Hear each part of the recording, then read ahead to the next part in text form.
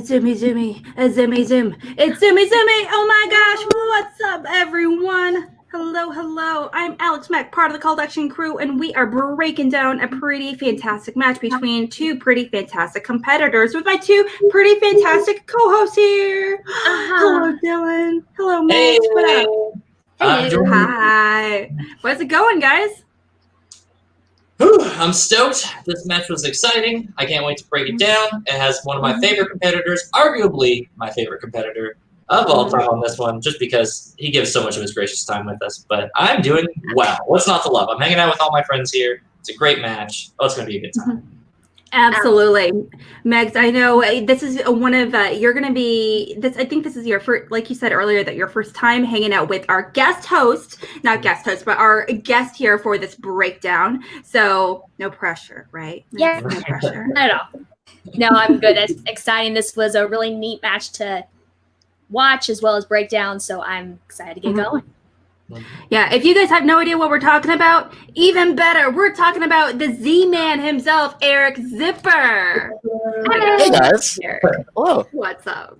Not much. Thanks for having me.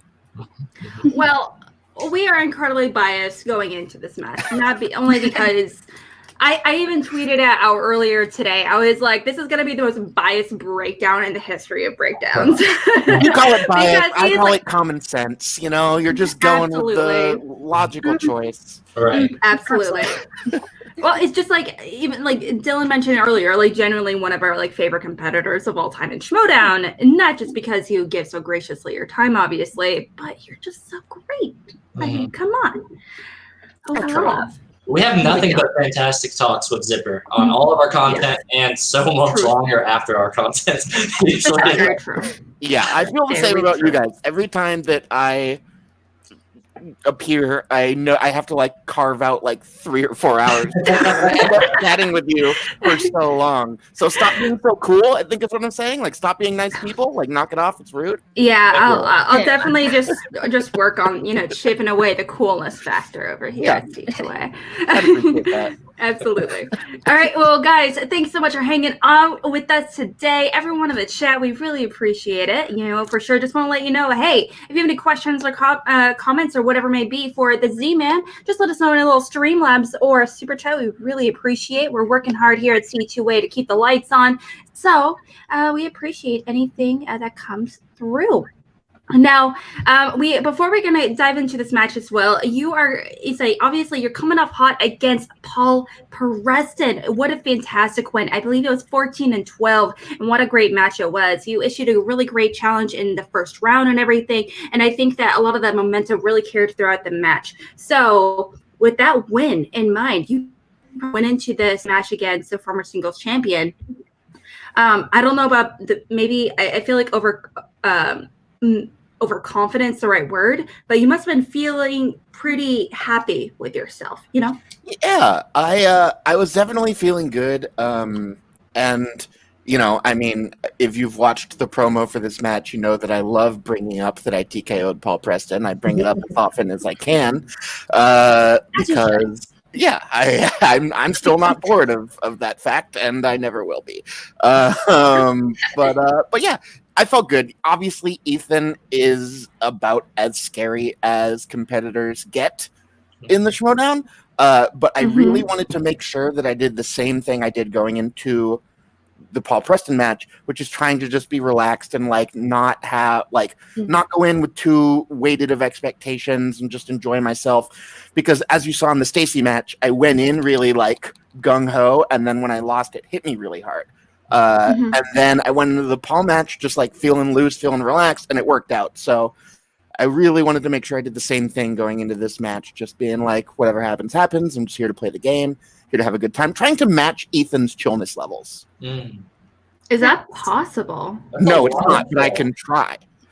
Absolutely. He's just like, every time we see Ethan, it's like kind of a run-on joke at this point where, like, I know there is like some Roka fans that were like, I don't know if he's like respecting the game. He's just like so chill, like hanging out on the couch or whatever, you know, while competing. And I don't think he's taking the game very seriously. And Ethan even responded saying, hey, I'm taking this very seriously. I'm just literally hanging on the couch. Yeah, I can do both. it's just like that. It's great. Yeah, you can have both. Absolutely.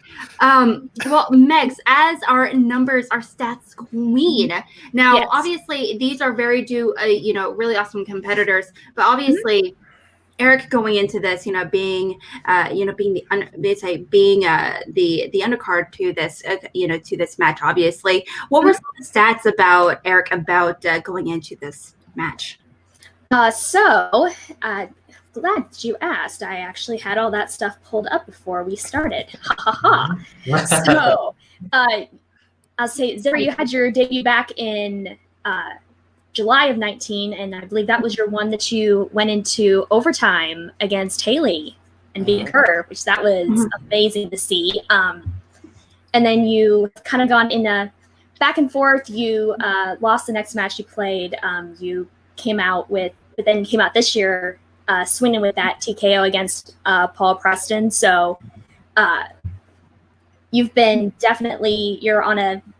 at that point you were 2-1. So you were definitely on a rise to make a run here. And you've shown throughout the year that you have made improvements to your game, which has been awesome to see. Because you're already a great competitor and you've just shown how hard you work.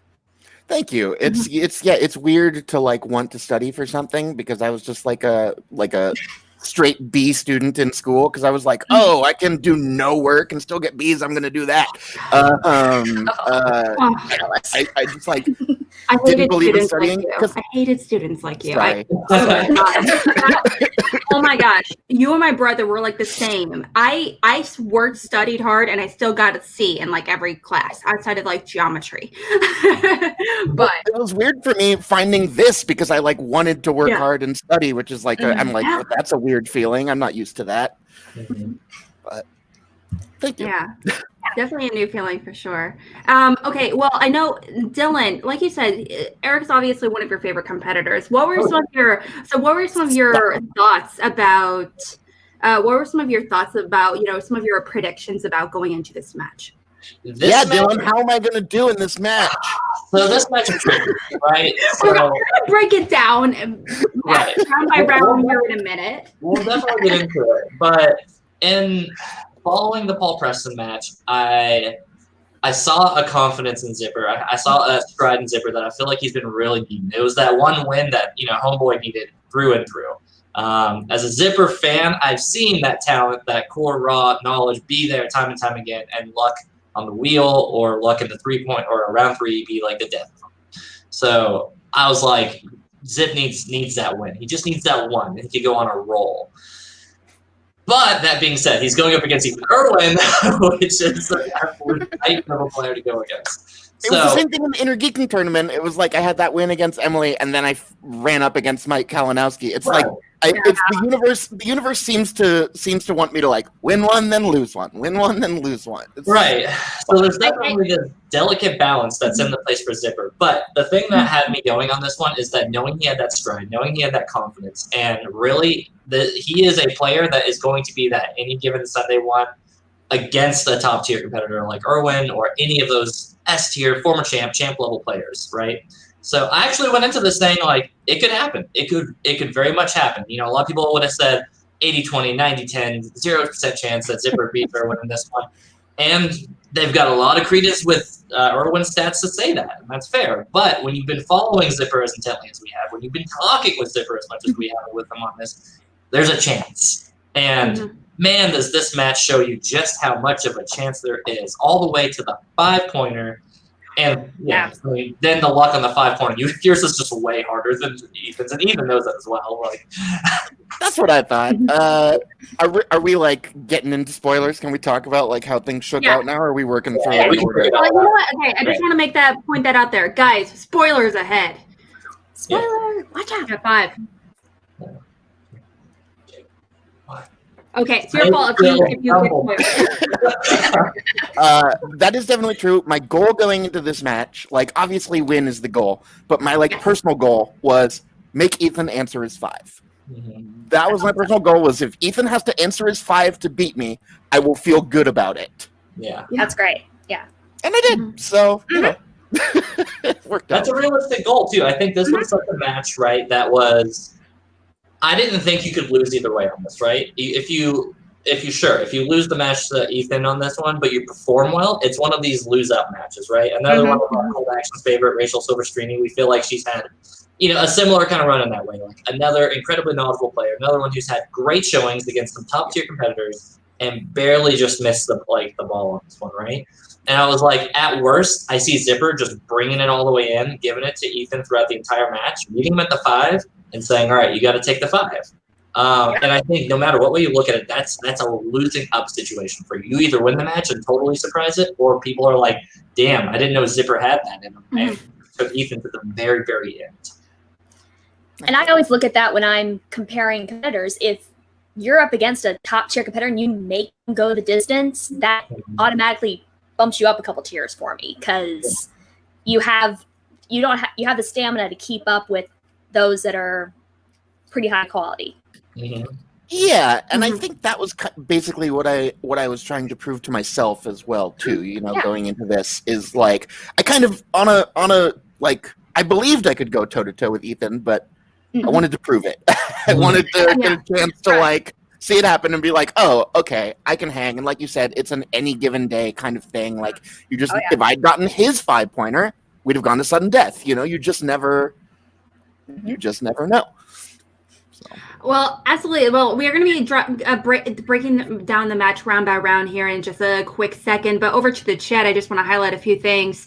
Ben Rayner says, really, spoilers on an after show where a guest is one of the players? I am shocked. I was just trying to make sure we weren't trying to go in order. No, match. I am always glad. For me, I'm like I always forget about mentioning spoilers, but I'm also like I'm home at the time when matches are dropped, and I always forget. Not everyone has that luxury, so But also, as Sam mentions, was it that much harder? They were both IMDb type questions. I don't know. I didn't know either. Now that's a really great question to ask. However, I do think that questions are incredibly subjective, obviously. Yes. Now, a 1-point director's question that is technically this would be who directed Titanic? Obviously it's James Cameron. That's a 1 point if I ever heard one. However, that's because it's also a super duper, really famous, iconic movie. One of the most iconic of the decade and even today. But if you ask maybe who directed Deep Blue Sea, I have no idea. I just whipped out a movie. It's a surface level question. It's a surface level question. It's available on IMDb, but it's not a very popular movie, and so that's where it kind of it's kind of maybe it's a little bit of a cultish film. People don't really know it as much, and therefore that's how you 1-pointer questions that are still available on DB, things like that, or something 3 or 5 pointers, when it comes to who directed this movie. Yeah. So you're right. It's completely subjective. And when I say things like his was much easier than mine, obviously I feel that way because I knew his and didn't know mine. It varies so wildly from person to person. And I have this conversation with Andreyko all the time where he'll bring up a question and be like, that's so easy. And I'm like, not to me. And then he'll not know something. And I'll be like, come on, how do you not know that? And he's like, I don't know. It's just, it's just so, like you said, it's so subjective. It's trying to measure it is a fool's errand, but it's still fun to try. I think the only point I have against that, because I think Sam brings a great point. It's one of those IMDb category questions. You look on the page and you see, who's in it, and Phil is still there. I think the only point I have against that is that a director is going to be listed right on top, and sure, you could go to say that Marissa Tomei is 10th build in The Big Short. Exactly, Big Short is full of a whole bunch of stars as well. I know John Magaro was in that movie. Want to give me a John Magaro question? On that should be totally a category, okay? 100%. He is in so many movies. It's crazy. So many. He's in like John Wick, Moulin Rouge, Yeah. everything. Oh my gosh, that Yeah, man. he blends into everything. Everything. It's just like I don't even know. Anyway, but okay, so let's just kind of dive into the match as well. And yes, you're totally right. It's incredibly subjective. Totally. You know, every movie, every genre, Also- every category, all that. Sorry, didn't mean to interrupt. I will say this about my 5-pointer, which is that The Big Short left my brain as soon as I saw it. That was the most just like, to me, most just like middle of the road, okay. Mhm. Like, I resent when a movie's primary purpose is to teach me something. Like I said before, I don't like learning. So I want to be entertained. And so Big Short was very much an edutainment movie about like, we're going to try to entertain you as much as possible while teaching you about the housing crisis. And I think my brain immediately is just like, I'm not here to learn. Shut up, Adam McKay. Leave me alone. But Truth. I had that dilemma for the first. I watched the movie The Lighthouse for the first time. I love life. Robert Pattinson. And I felt the exact same way. I felt like the entire time. I felt like after watching it, I'm like, I feel like I can write an essay about this movie. I'm like, there's Greek symbolism. They're referencing like early German expressionism. They're referencing this, and there's the Bible references, and this. I'm like, I felt like it was an academic movie or anything where I kind of took a lot of the enjoyment out of it, outside of the random weirdness, like so many farts. It's like, what's happening? It's so weird. I like when I feel like a movie makes me think, but Big Short felt like a PowerPoint presentation to me. It felt like it was just like, here are facts, and I was like, okay, like, cool, thanks for the facts. Same with the Facts laundromat. are important. I don't know if you guys saw the laundromat, but I was like, cool, I know about money laundering now. Noted. Noted. Planning I have on doing some money laundering? Zipper, here at CQA, trust us. We already know how to do this already. Yo, 2020 is a weird year for all of us. Let's be honest. This year doesn't count. That's fair. All right. Yeah, I don't even know what's happening in the world right now. I don't. Nothing good. Anyway. Nothing good. Yes. Nothing good. Okay, well, speaking of which, I'm just going to go ahead and bring this but this whole thing up. It might be a movie. And surprise, it's The Big Short. We're watching it again. And Zipper exits the stream. Yeah, later, guys. Now, exactly. Now, if you're not familiar with how we do breakdowns over here, we pass through all the promos, all that good stuff. We're here to really break down the match itself. So let's just go in and get down to it. Promos were amazing, but go watch it yourself. I was actually, this is probably my promo that I'm most proud of. I had a good time during the promo. Do you want us to go back and watch your promo? No. It's fine. We can. Just saying. I need to go back and watch the full cut of yours. Yeah. I haven't gotten to that one yet. Absolutely. They do usually drop the full know how much versions. you love the Zipper promo in the comments and everything, and why you're ashamed of us for not showing it. It's fine. Well, also, I mean, all credit goes to Nerd Chronic, who manages to make all of us look like badasses. He manages to make us nerdy movie watchers look cool, which that guy's a genius. Yeah. We're in complete awe of Eric and everything he does. Let's just assume right from the get-go that he has the Yodi Award. He does. Yes, yeah. Let's be honest. He better. Round number one. Question number Gotta be honest. Not super proud of how I did in round one in this match. Okay. Definitely one of my worst round ones I've ever done. I feel like I usually get 6 or 7. And so I was a little bummed. Well, why do you think that is? Like, what was different? It was like, when did it come down to you just had a hard time pulling the questions? Were they in categories that you weren't confident in?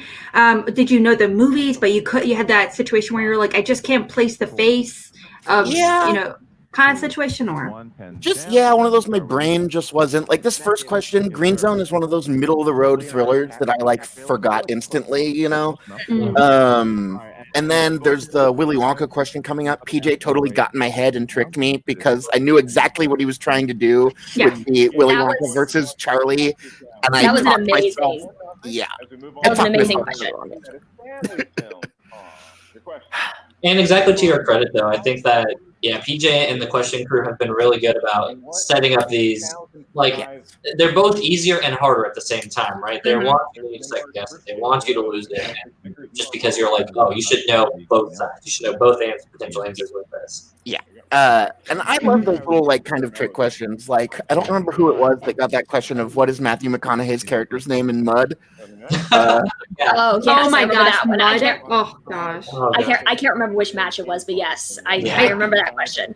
Hilarious. I Very feel hilarious. bad because, like, to me, it was like, to me, that's not so much a trick question. I think I get it being if that were a 1-pointer or a 2-pointer, but that was a full-on 3-pointer. Yeah, it was a And 3-point. I was just like, I kind of like trick questions to a certain extent, but that one in particular, I was like, that's a 3-pointer. Correct. That might be stretching it, but okay. Yeah. Yeah, this question is a perfect example of my sort of like anxiety brain and the way that I can talk myself into the wrong answer really easily. Where I like had the right one and then managed to convince myself I was wrong. Like Yes. Question number 3. it happens. I mean, we're PJ human. knew Things exactly what he happen. was doing. Yeah, exactly. 2019 Oh, this is a movie that is not asked about enough. I love this movie. I don't know. This movie broke me. This movie is good, but I'd be fine with us never asking another Shia LaBeouf question. I didn't get to hear. What was the Shia LaBeouf story on that? I know this is somewhat relevant to the breakdown, but Outside of just like knowing a few people that know him and having heard some weird stories, my only real like personal reason he's my nemesis is because when I was growing up and he was starring on Even Stevens, he and I looked identical. Baby Zipper looked just like Baby Shia LaBeouf. Like we look a lot alike. And if you look at pictures of him where he has the full beard, like our facial structure is weirdly similar. And so growing up, all the time people would stop me and say, "Are you that kid from Even Stevens?" And I eventually just decided I hated him. That's very fair. I get that. Did you see him in the? I know they did like Fast Times of Ridgemont High, like a script reading. It's amazing. It's really funny. The thing is, I see the movie. It's been a very long time, but they Jennifer Aniston, Julia Roberts, Morgan Freeman plays the narrator. Sean Penn comes in, but Shia LaBeouf, he plays Sean Penn's character. Can't remember his name. Yes, Piccoli, and he steals the entire.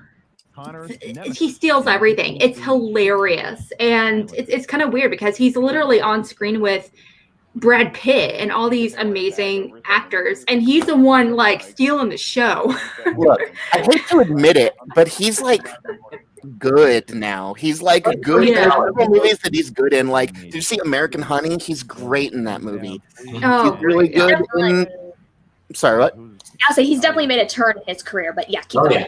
Oh yeah, I like I said, I hate admitting it, but he's a good actor. Whatever. You know what this promoter want to do? If I got anybody who's really good at Photoshop, can we take the Shia LaBeouf in that video, Sia's Alaska Park? If we could get Zipper's face on it throughout the entire video, somebody please get that done. Dude, I will do whatever you want. I will do a whole show for you for like an hour if you get that done and send it my way. Oh no. Oh my gosh. Let's make that happen. Can we make that happen? Yes. I want to say shout out to this question as well. This one was like my brain was just thinking like next Friday, and I'm like, I know that's not right. But yeah. And then as soon as I heard the answer, I was like, oh, obviously, yeah. Oh yeah. Good enough to get both of you. Good enough to get both of you. Because I knew Are You There Yet wasn't 2002. I think that was like 2005 or 6. All right, here I don't know. It felt like this weird time. I remember thinking, I was like, that's like in my high school years period of movie. That doesn't seem right. Like, yeah. I was just glad when I felt validated. Oh, yeah. Yeah, this one's sweet. I saw the movie Sinister for the very first time recently. Oh. It's one of my, honestly, God, it's like that movie. Oh, it's one of my favorite horror movies of the decade, honestly. And I'm hoping that it's definitely the Bagul monster, demon, god, whatever the heck he is. I hope that he ends up becoming like an iconic horror character. Yeah. Well, similar to as like Leatherface and stuff like that. I know realistically that's not going to happen, but I would love it if it did. The potential of that character. I just need Sinister and Insidious to be the same movie because my brain already thinks they're the same movie. My brain just like conflates them with each other. I'm like, Ethan Hawke's in both of those, right? But it's Patrick Wilson in one of them. But they might as well be the same. Yeah. No, totally. I'm waiting for the five questions. Both middle-aged white guys. So. Jan. Oh yeah, this one. Boy. I'm just gonna say. We fucking Romeo and Juliet question. Yeah, like somehow I movie. knew Let's this. be honest. Somehow I knew this, but I think that's only because I am a fan of Emily Blunt, and like it came across in IMDb look, and I'm like, and I think I saw a trailer at some point and it stuck in my head. But not off of like A Quiet Place. I'm like, oh, Emily Blunt, of course. Or I honestly guessed Gemma Arterton. Gemma Arterton is a good like random guess if it's an actress and you don't know. It might be Gemma Arterton. It might be. Yeah. She's wonderful. I mean, like that one chick from Sands of Time. Heck yeah. Video game movies coming in hot. Okay, well, I'm gonna pause this when it comes up. I'm gonna pause this wheel and ask you. Now, I'm not asking for you to tell us your strengths or weaknesses. Obviously, I wouldn't do that to you.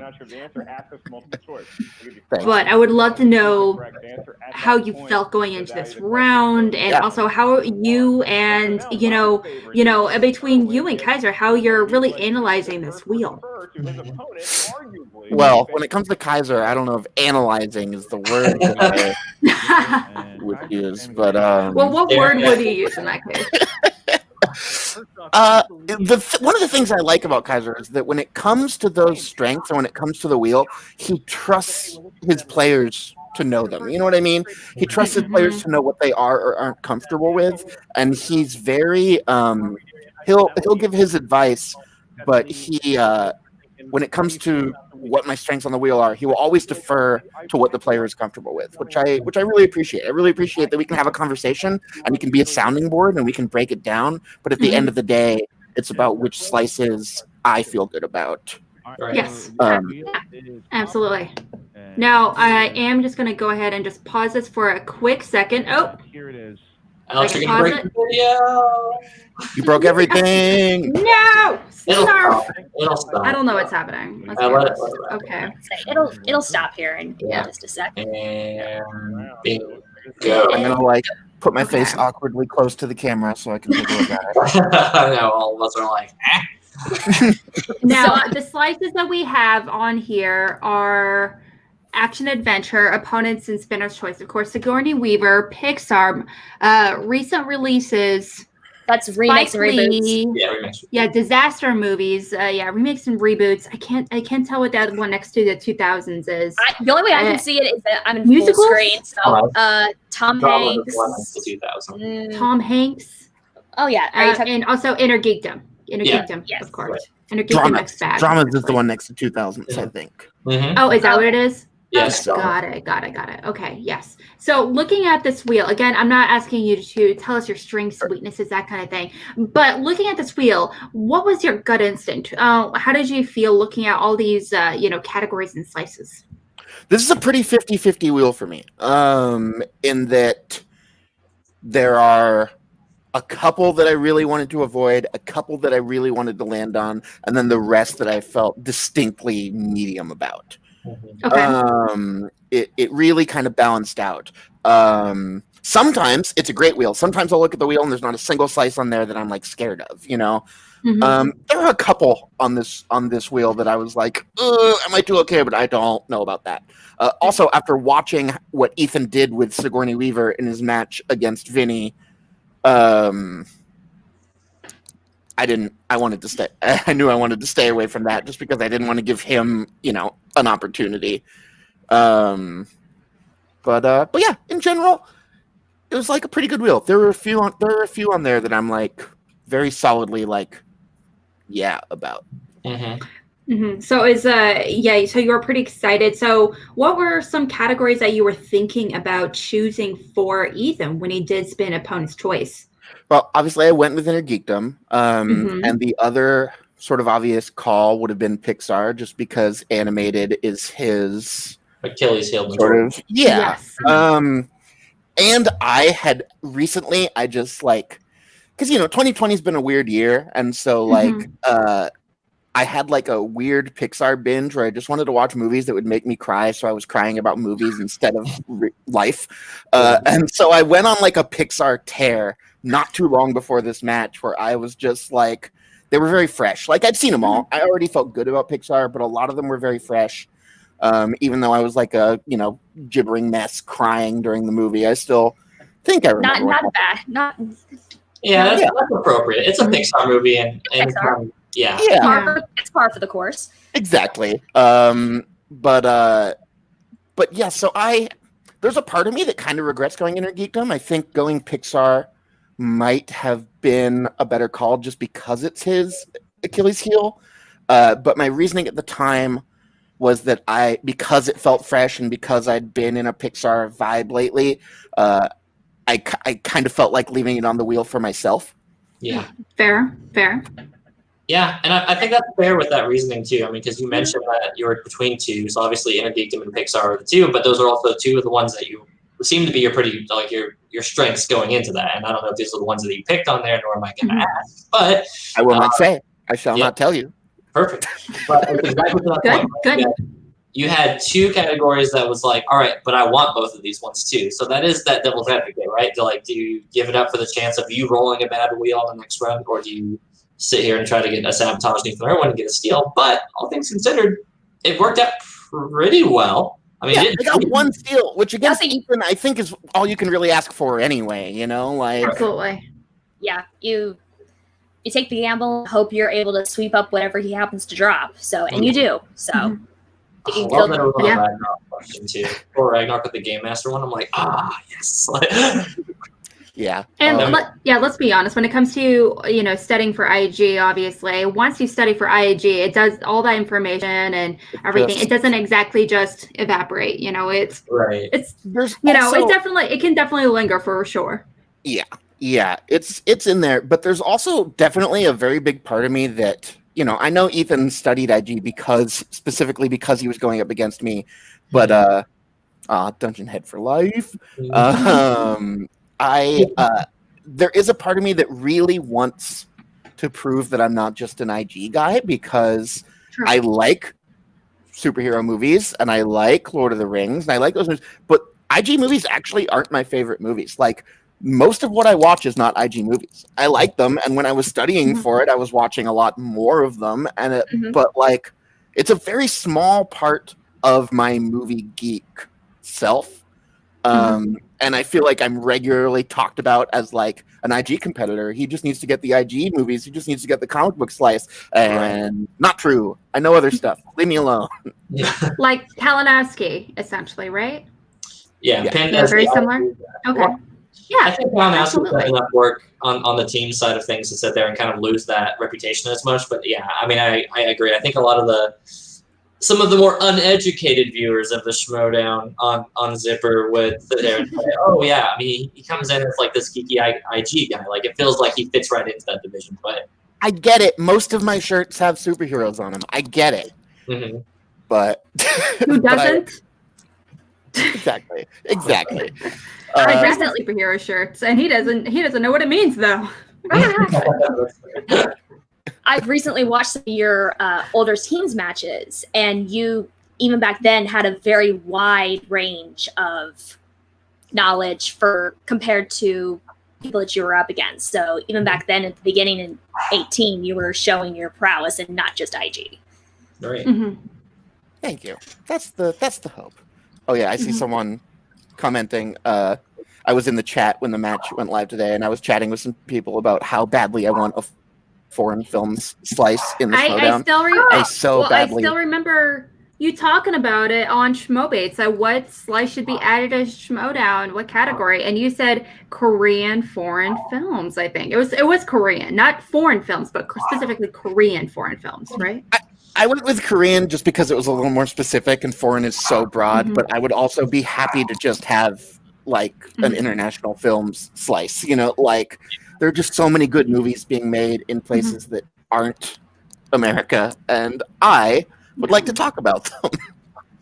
I chat with I chat with someone the other day. I'm having a complete brain fart over who I chat with it about.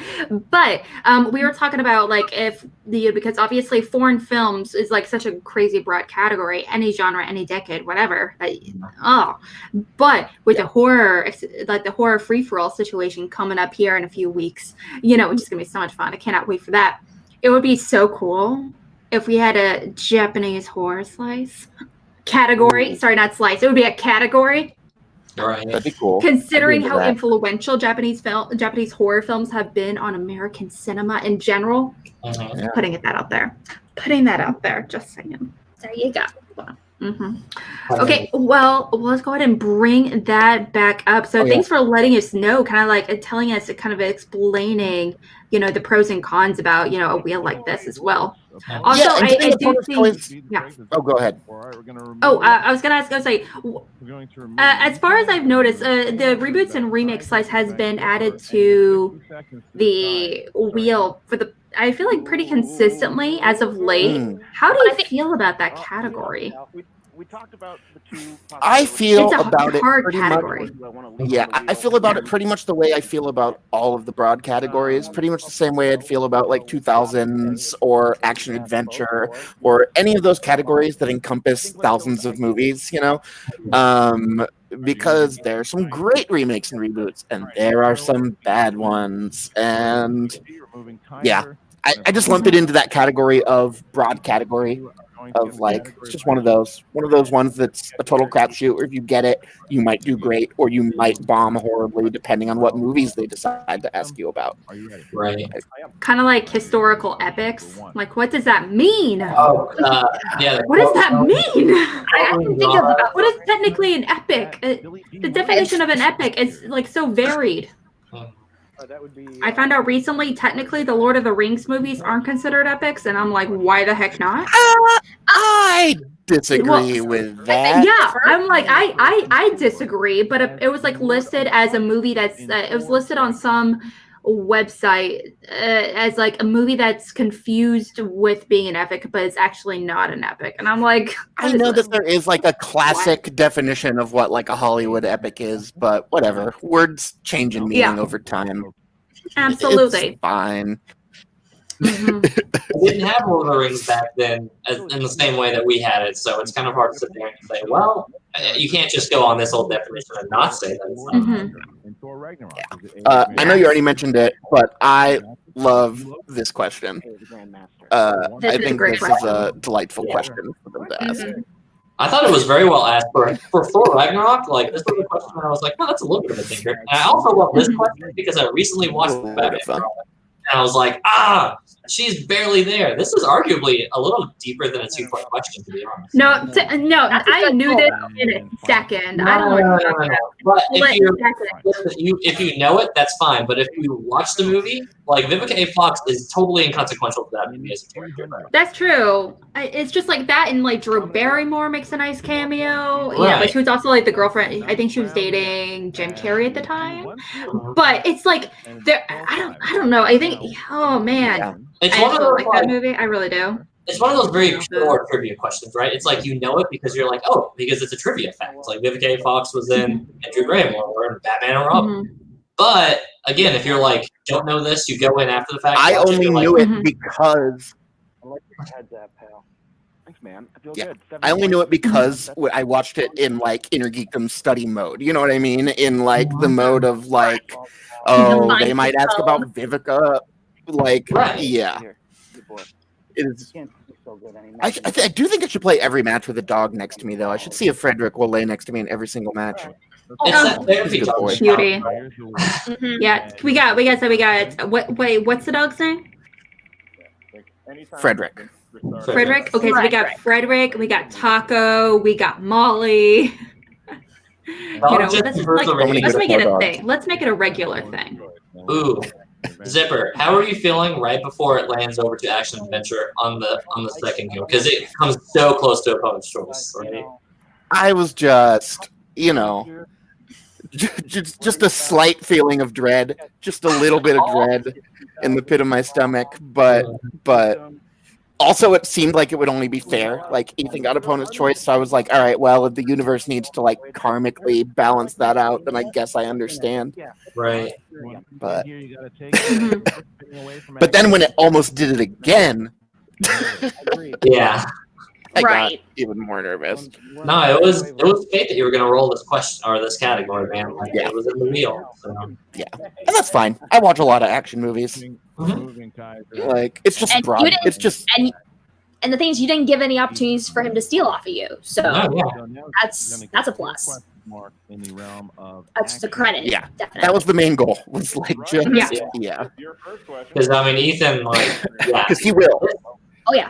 I feel like He'll it's do way it. safer He'll steal them. Yeah, go ahead, Zipper. No, you go ahead. I barely had a thought. Okay, but yeah, this is Ethan's one of these few players where I'm like, oh, him going first is scary because look at him just like biding his time to take these questions. You see it in his body language too, where it's just like, I'm gonna get it if he drops it. I'm gonna get it. I'm gonna feel so good and so smooth about it. Yes. Also, they're mentioning Kevin Snickers. Yep. Oh yeah, yep. Snickers as well. Oh yeah. Shuri. Oh, I'm a good Shuri. dog. Shuri. Oh, Winston's dog. I'm sure there's like a There's several more, I'm sure. birthday party some going on somewhere. Action adventure film begins in Call Richmond, pets. Virginia during the Civil War. as I had no idea This one about this was- question. This is a hard Yeah. question. As soon as I heard the multiple choice, I knew it. But on its own, like just giving us the cold open is such a wild. Like I can't like. That's I don't know. That's not. So many action movies could start that way. Mhm. I'll say I Yeah. probably could have figured it out because I know the other three options fairly well. I definitely knew it wasn't C or D. Yeah, like Mummy Don't, Returns. don't feel like you need to rush out and see Sahara. Oh yeah. Oh, but no, this is the moneymaker right here, right? This I think is my favorite question to be answer. The Mission Impossible question. Yes. Oh, because it was This so is one much of those of like, questions. Oh, go ahead. Yeah. Don't. it was just so much of like, oh man, just trust your gut, dude. Like, Mhm. take that confidence and win with this. Like, tie it up, keep it tied. It's one of those questions where multiple choice is useless because Yeah. it's going Right. to give me 4 out of the 6 Mission Impossible movies, Mhm. Mhm. which isn't going to help me literally at all. And I had it narrowed down between Mission Impossible 2 and Fallout, Okay. and then I just because I had eliminated all the others, so I was like, oh, those are both going to be in the multiple choice. So as scary as it was to possibly give him a 2-point steal, I felt like I had to tie it up if I could. Just getting 1 point here was like just not going to cut it. See, and It's definitely it's a sneaky question. It's these kind of plot-based questions like that, and it's what an awesome pull. It's almost like that Ocean's I think it was a 5-pointer or a 3-pointer not too long ago. It was like it was like an Ocean's 12 question, and like in Yes. in what Brad Pitt movie They were is there an using a drill. earthquake simulator? And you're like, what? like it's absolutely right, but you kind of it's like with all the movies going on in the 2010s, you kind of forget about the Ocean's franchise in particular, and you're like, oh yeah, that's a big part of it, but It's a big part, but not you don't immediately associate that movie with that. yeah, you think it's George Clooney or something, yeah. It was like my Birdman question in my match against Paul, where as soon as I heard multiple choice, I knew it, but the info they gave me was not any of the info that I immediately associated with Birdman. right. And so I was just like, what? And then as soon as I got multiple choice, I was like, oh yeah, weird. Like, Trying to Well, we trick got me. some. We got a lot of love from for the pets, and also, hey girl, hey Brandy, Miss Brandy, the lovely Brandy, hey girl. We also got some there's a lot of love for the pets. We need a free for all with everyone Schmodown competitors' pets. Absolutely. I we would get a love pet that, and it bowl? can be all animal movies, all movies that involve animals. There you go. Yeah, I'm so I into like it.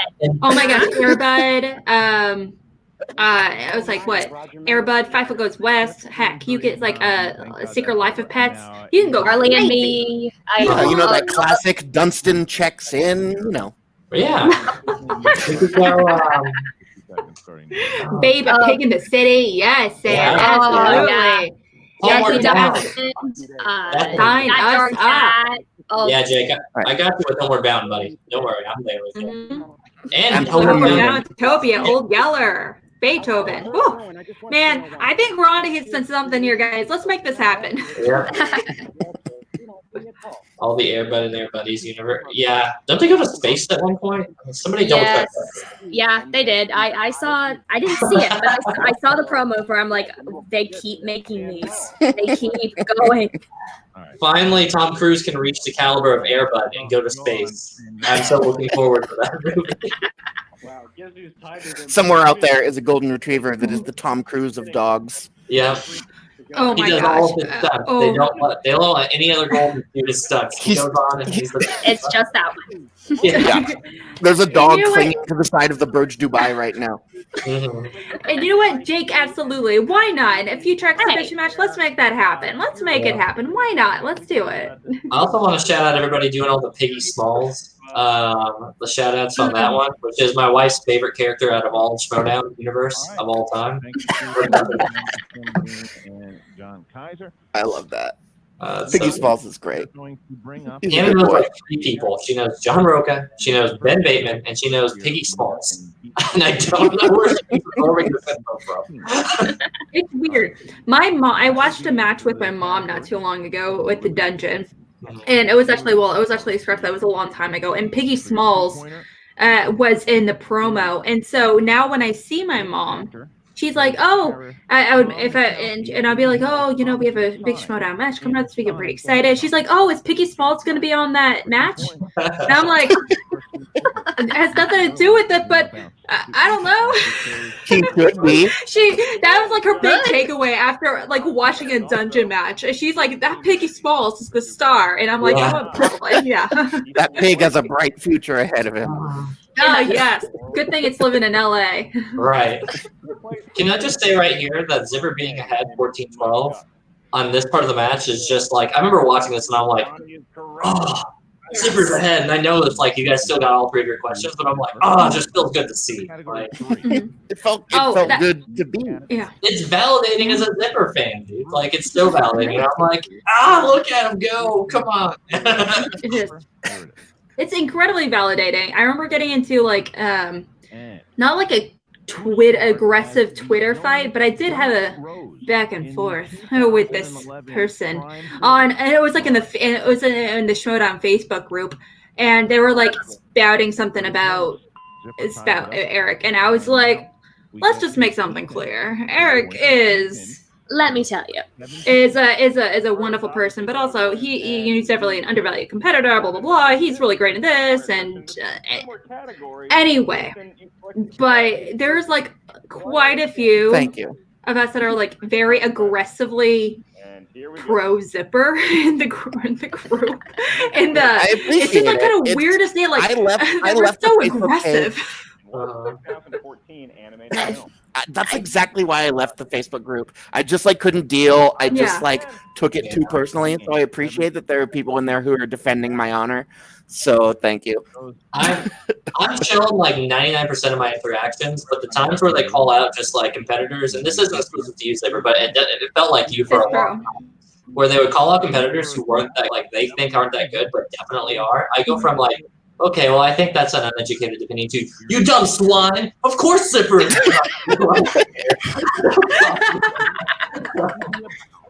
How dare you?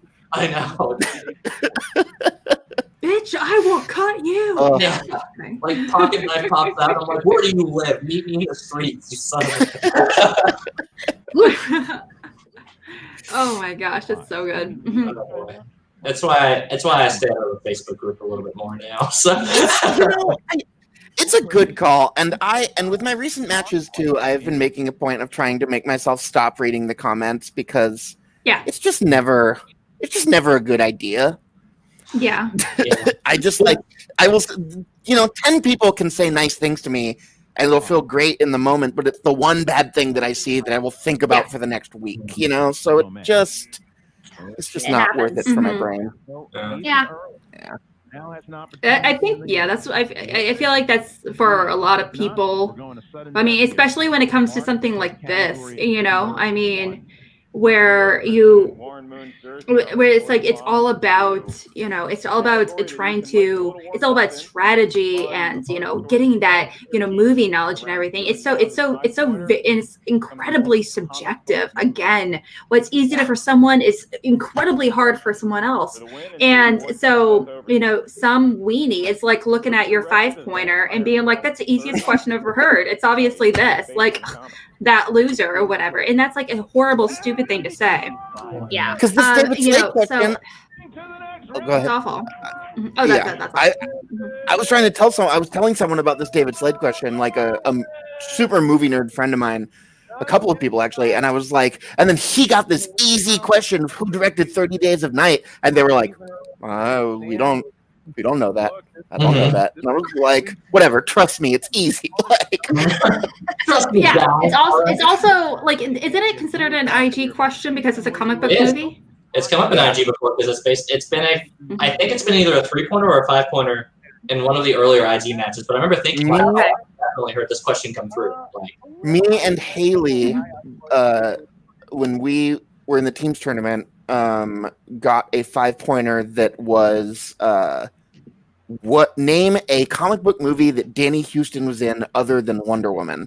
And I think they were looking for X-Men Origins Wolverine, but we went with 30 Days of Night. Because 30 Days of Night is a kind of underrated movie. I remember liking it. I remember being like, this movie's pretty cool. The vampires in it are gross, and I'm much more into gross vampires than sexy vampires. What, you don't like Twilight? I'm not sure I would call those vampires sexy, but they are technically. I think that answers our question. Well, that's all we need to know about Twilight, or Eric Zipper's opinion on Twilight altogether.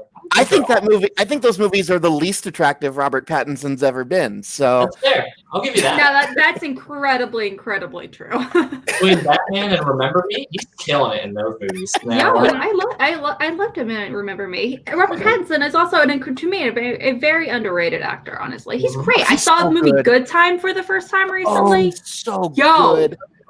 I was like, I had no idea what to expect going into it. That was wonderful. He's great. I also recommend The Rover. Check out a movie called The Rover that he was in. It's a sci-fi one, right? He's like it's a post-apocalyptic, it's very good. Yeah, he's like hanging out with the baby or something.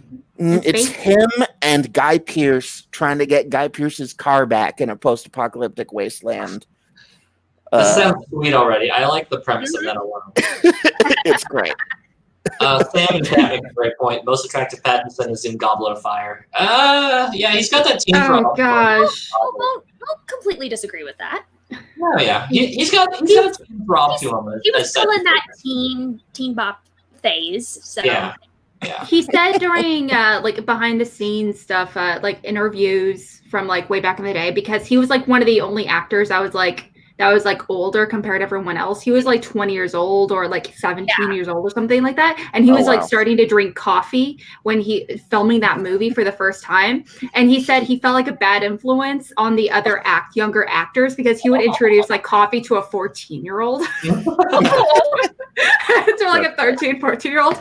And he looks back and he's like, yeah, I got some people addicted to caffeine at a young age. And I'm like, you weenie. That's the other great thing about him is he's a genuine weirdo. Mm-hmm. He's like a strange fucking guy. Oh, he's super. Yeah, some of his interviews behind movies have just been weird, real weird. But I think is going to kill as Batman. I'm not going to get into the Batman trailer until Oh. after we're done with the show, but we'll wait until we wrap up, guys. Sorry. This is like we don't want to turn this into like the Batman after show. Like I can go on for like 5 more hours about Okay, how so excited bad. I am for So the bad. Batman.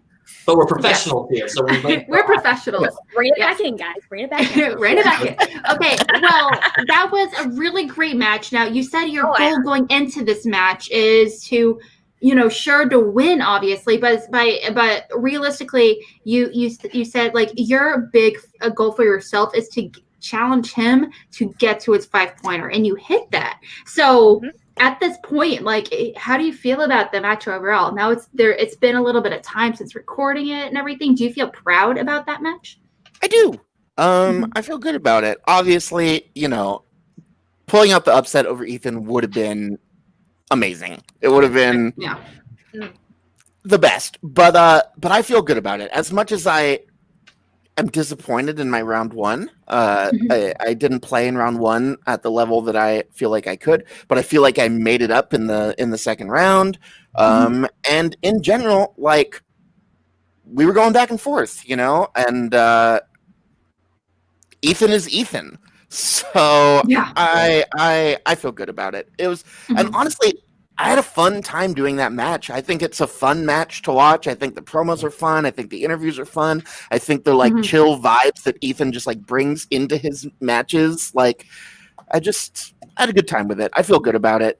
Like, do you think when it comes to being chill, I know for some competitors, being chill can be a bad thing, but for some competitors, being chill is the most optimal thing. Like, we see it, like Mark Riley, for example.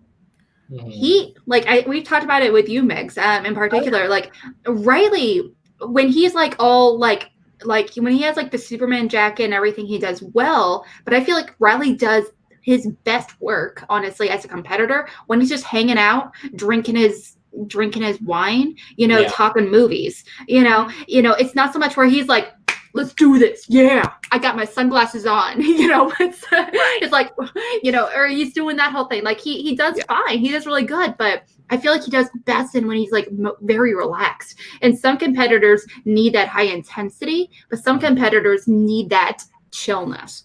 That's a separate skill. Yeah. Like knowing the trivia while doing the theatrics is like a marriage of those two skills that they can really either get in each other's way depending on the person, So yeah, I agree. So with coming off of this match, even though it's a loss, and I'm going to defend it to the death, it's a loss up to show like how capable you are as a player with that. Do you feel like that confidence is going to roll over into the team's tournament coming up here? Yes, I think people underestimate me and Adam at their own peril. No. I think we are going to complement each other really nicely. Also, I just love Adam Witt. Like, I don't know if you guys know this, but that guy's amazing. Yeah. No big deal. He's the best. When we first like shortly before the pandemic, when we a little bit after the draft, when we started to know that like we were probably going to be teammates, we were like, let's hang out, like let's go see a movie and then like get a beer or something. So we went and saw Clute at the New Beverly, which is a very strange first hangout with someone to go watch the movie Clute, which is really good, but it is intense. And then we went and got a beer and ended up just talking about movies for like 5 hours. And then the like bar was closing. And we were like, oh, like I guess we need to go. I love hanging out with that guy. I love chatting with him. Love talking movies. Just the act of preparing for this tournament with him is a joy in and of itself. Even not as a means to an end. Even outside of preparing for the matches, just like doing study sessions and hanging out and talking about movies and just like texting about movies and shooting questions at each other. Like, it's just fun. It's fun. So that's my main goal again, going into this team tournament. It's just like have a good time and win, but mostly have a good time. Right. And I think that so much of that energy from, you and Witt coming together, I think so much of that social energy is going to make such a big difference in not only your synergy in a match, but how much you guys study, how much you guys are going to be linking up, how much you're going to be on the same wavelength going in.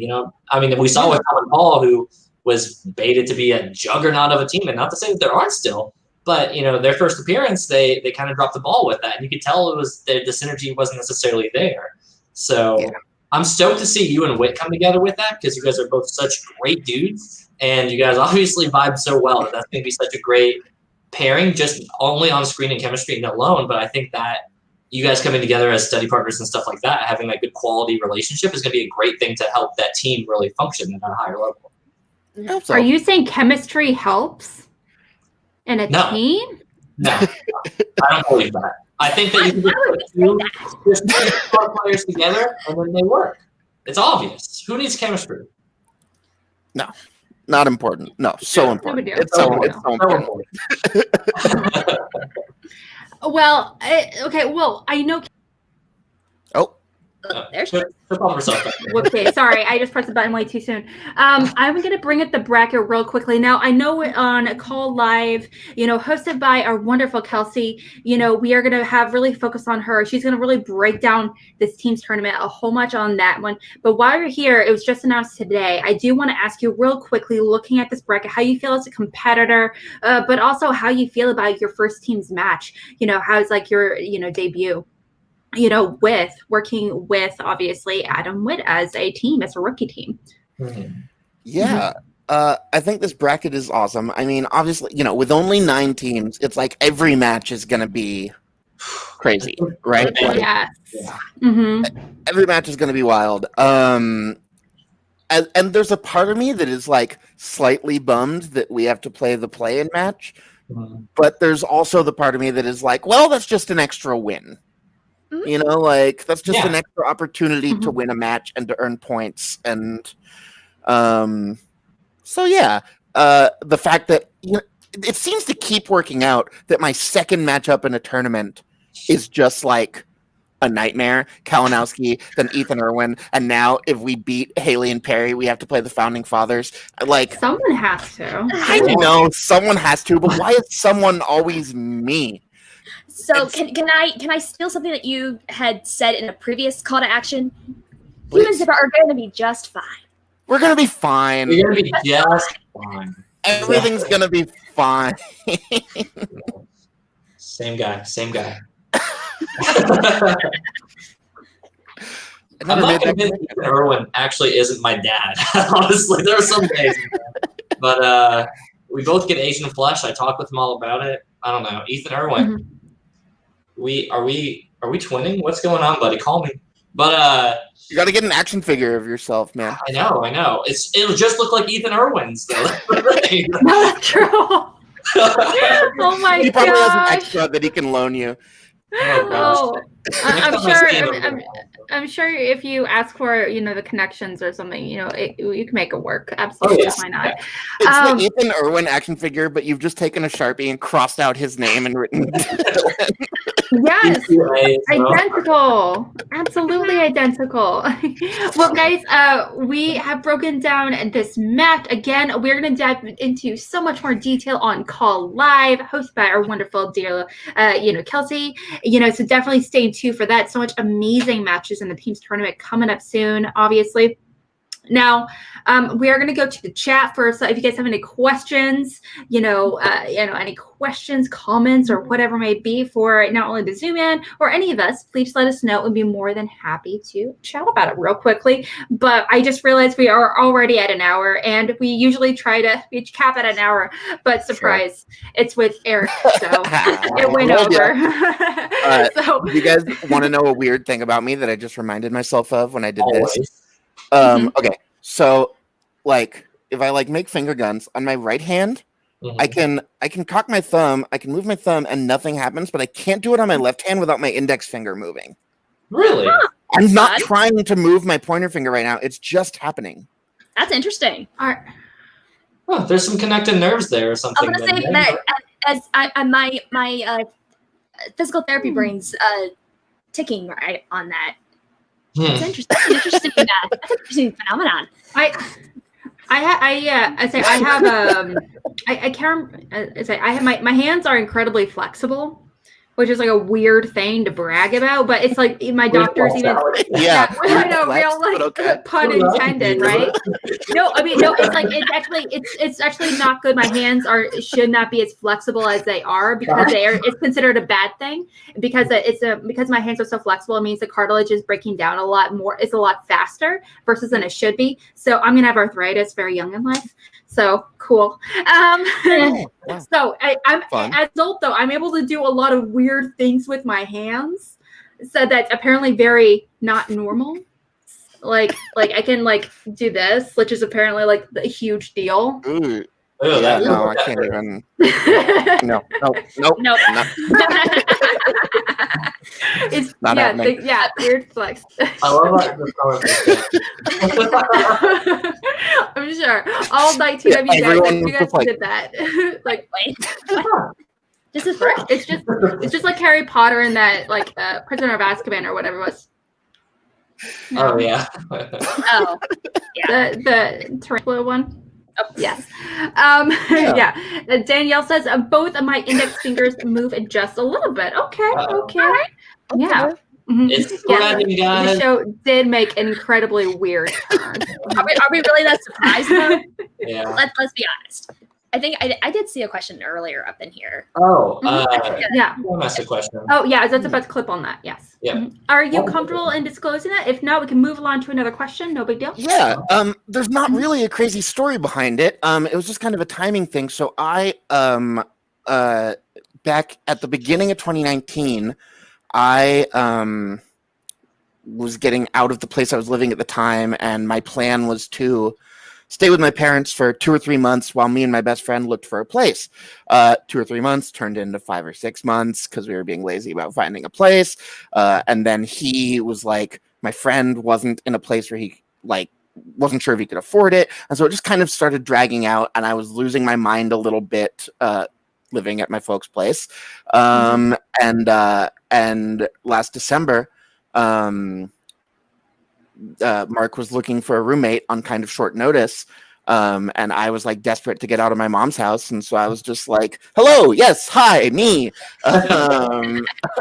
And we like, I came and saw the place and we got along, and me and his dog got along, and we were like, yeah. And it was sort of initially meant to be maybe just a few months while me and my friend looked for a place. And then the pandemic happened, and here we are, and it's been working out. It's good. It's been a good, it's been a good situation. And like my room is like weird. I realized that I shouldn't show you how messy it is, but it's weirdly large. It is like I have this giant like sectional couch that is just like also fits in my room with like my desk and my bed and everything.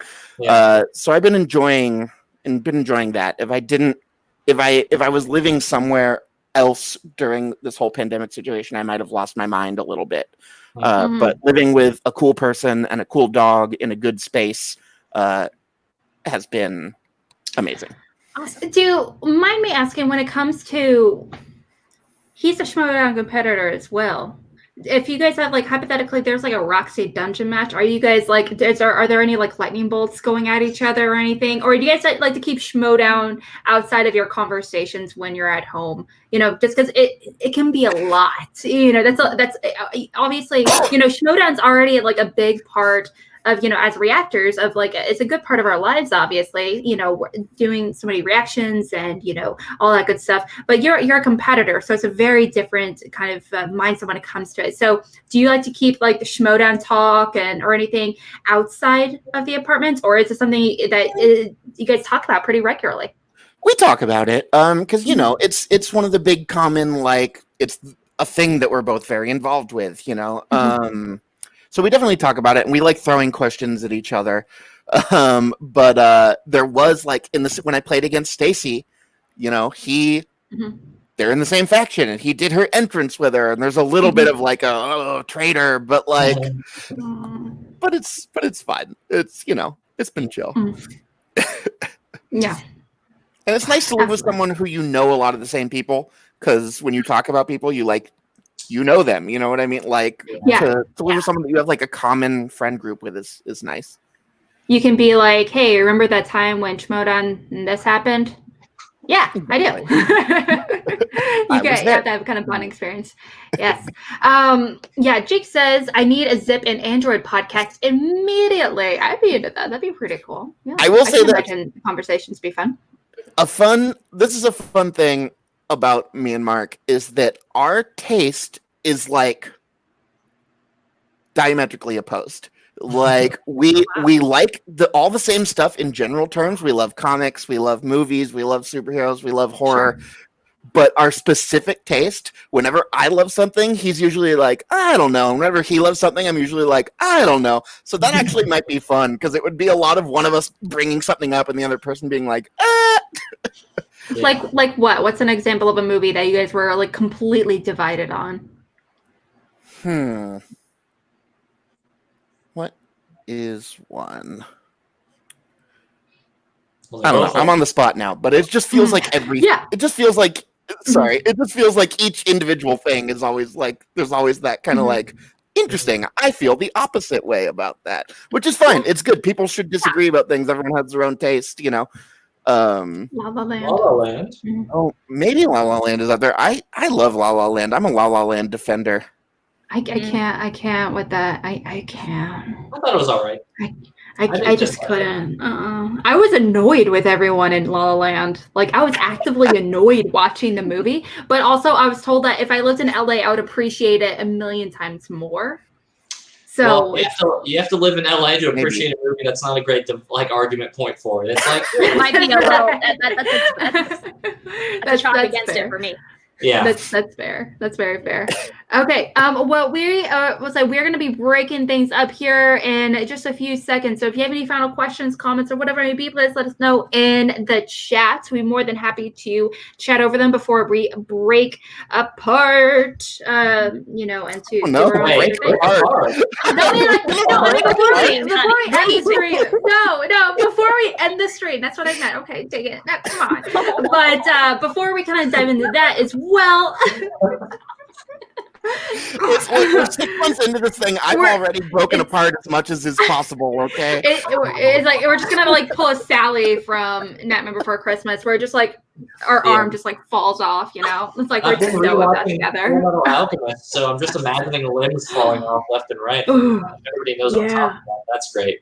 Cam asked another great question. Speaking of falling apart, or I guess separating, whatever Alex said. Any tips on how to not be anxious during time to celebrate? Man, I wish I knew.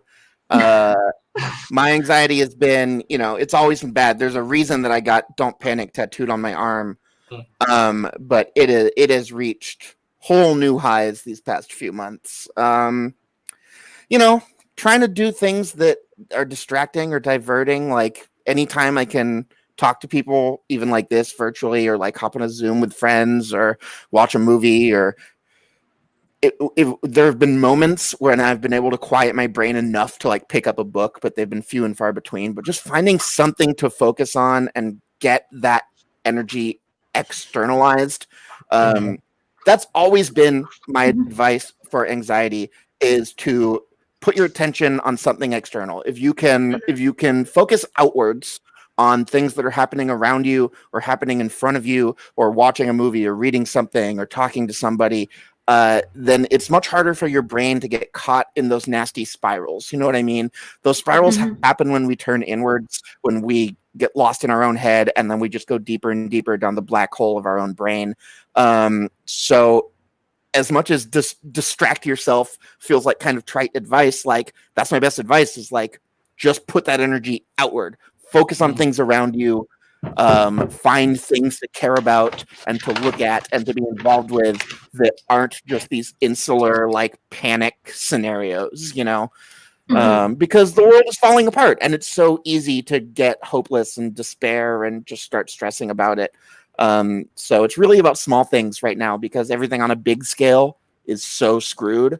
It's really just about focus on whatever little thing you can find to bring yourself some joy or distraction and laser in on that. Yes. Absolutely, that's a great question, and this is it now, especially with a lot of stuff going on in the news and everything. It's difficult times for everyone. But I know our resident therapist over here might have some words. Licensed practicing clinical counselor Dylan Camacho here with myself. Yeah, of course, I wanted to gush on that question because it's a mental health question. But I absolutely agree with everything Zipper says. Very much so to the point that understanding anxiety just feeling like you just don't have control over anything. It is this natural fear ramped up to 15. So being able to understand what is in my control, what is not in my control. Something I always say to clients, here's free therapy in 1 minute or less, is that being able to find that foundation to stand on, understanding that the world around you can be absolute chaos, but having that strong support network, whether it be your friends, your family, whoever that is to you, your podcast crew, and Schmodown of companions along the way, being able to have that strong support network, being able to find that day-to-day routine that you're able to hold on to, but also doesn't drive you completely insane because it's just no diversity in it. You've got to find some sort of foundation and support network there because times are hard. Listen, as a therapist, working as a therapist right now, there's no really great answer for it. A lot of it is find what works for you and holds you down because right now there's just so many things that make you feel like you don't have control. Politics, the world, COVID, all of that. Being able to trust that you're like, okay, let me get to a point that I know that I can get me through this. I know that if nothing else, even if the worst things happen, I have these people that can lean on, these people I can support on. And I know that's not always hard. And if you don't have those people, because it happens sometimes, make sure to reach out to your mental health professionals locally or your suicide hotlines or anything like that. If you start spiraling too hard, it happens to all of us guys. It's incredibly common. Reach out for those resources. We are out here because we want to help. Okay. Wow, Dylan. Maybe we should talk about this, like, I don't know, once a week for like an hour at a time. I don't know. It sounds great.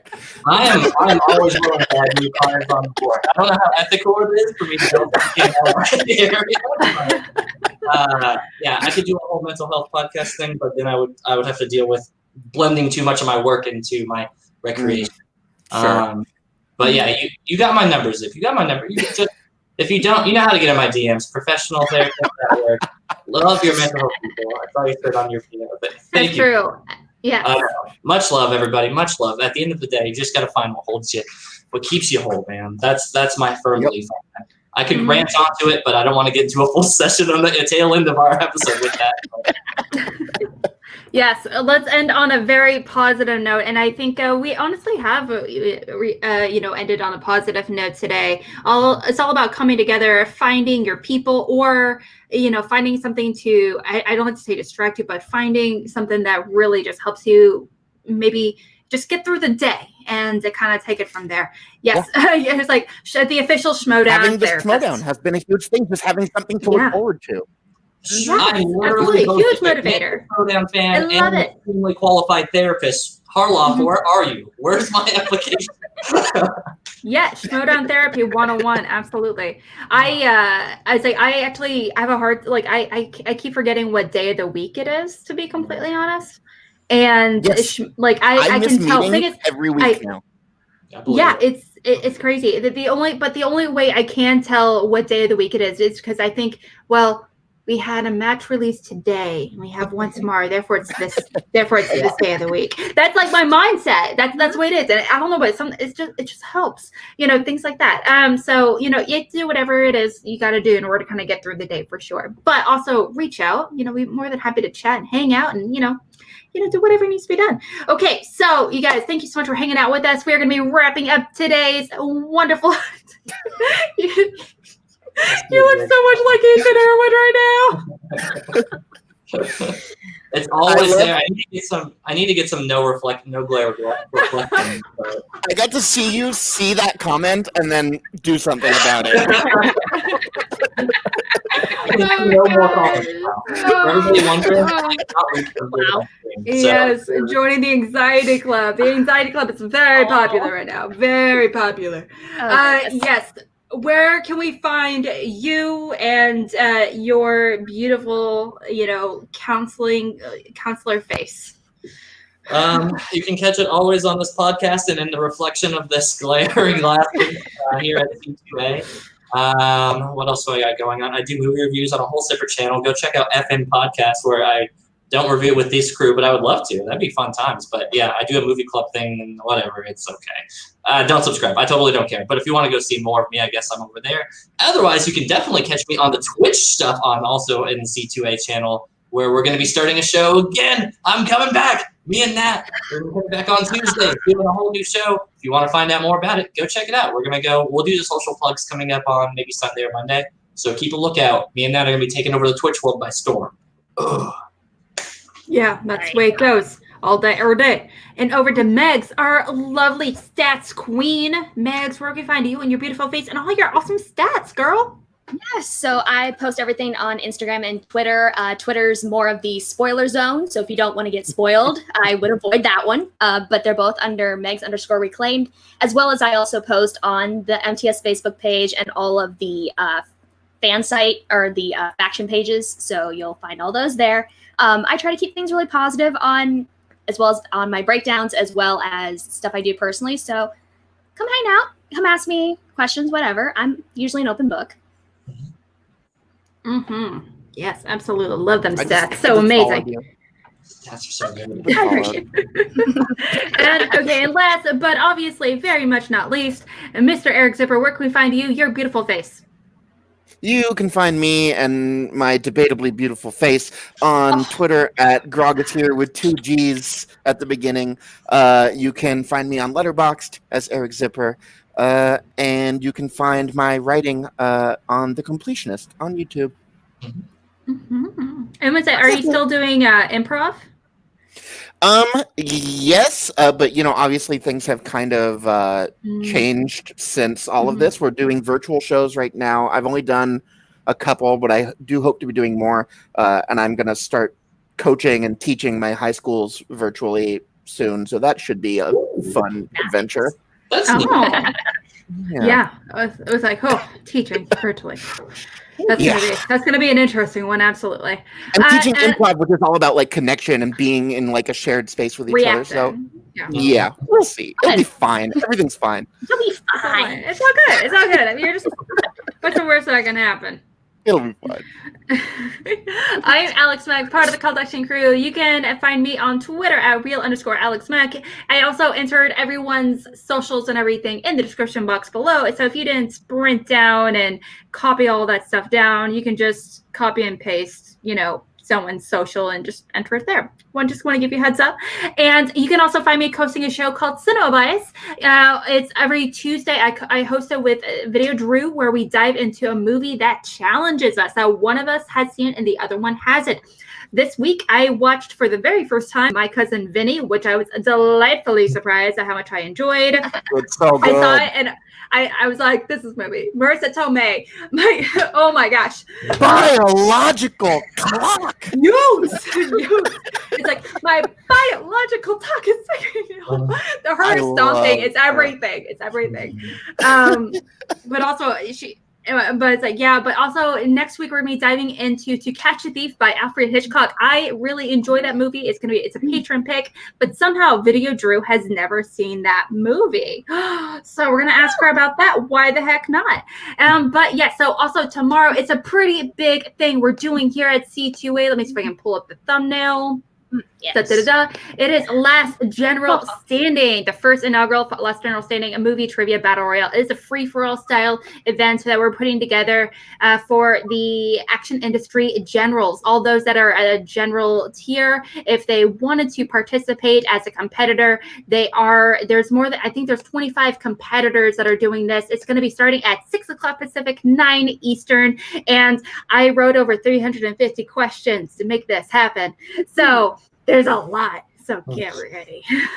And I go full ham with this, so it's going to be nuts. Yes, I was just about to mention this. Last but not least. Oh, yes. Tonight is also the, debut of our lovely Danielle Ramirez, her new show called As We Returns, where they're going to focus on specific storylines in Schmodown. And tonight's going to be the very first episode where they have Shug, they have Larry Payne, they have Kelsey Kins from here at C2A. So it's going to be a lot of awesome people. I believe it's starting at 9 or 9:30 Central here. So definitely come hang out and talk Schmodown. So it's going to be a fun time. All right, guys, like, subscribe, and please comment. We'd really appreciate it. But you guys have a wonderful day. Wear your mask and, you know, love yourself. You know, have a great day. Bye, Bye. guys.